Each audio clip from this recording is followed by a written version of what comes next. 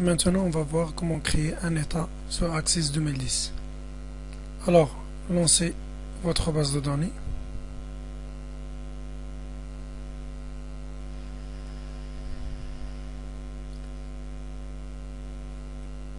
Voici notre base de données, contient des tables, des requêtes, etc. Alors, cliquez sur Créer, puis sur Assistant État. Ici, sélectionnez une source de données, par exemple une table ou bien requête.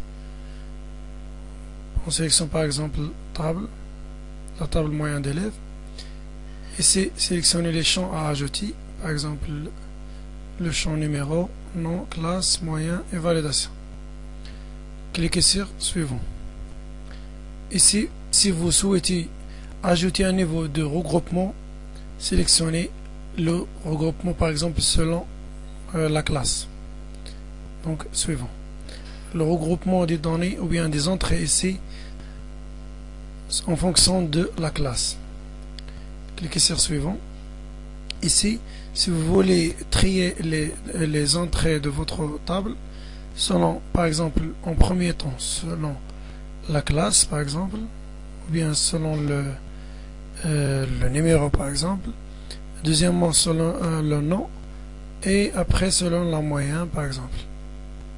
Si vous voulez que le trait se passe soit croissant ou bien décroissant, vous pouvez modifier le trait. Cliquez sur Suivant. Ici, voilà la percée dans notre état. Vous pouvez modifier la percée en cliquant sur les types de la fiche. Si vous voulez que votre état est en portrait ou bien en paysage, sélectionnez le type de l'orientation. Donc Suivant. Donne un nom pour votre état, moyen d'élève par exemple. Apercez l'état. Alors cliquez sur Terminer. Et voici l'état moyen d'élèves, le nom de l'état.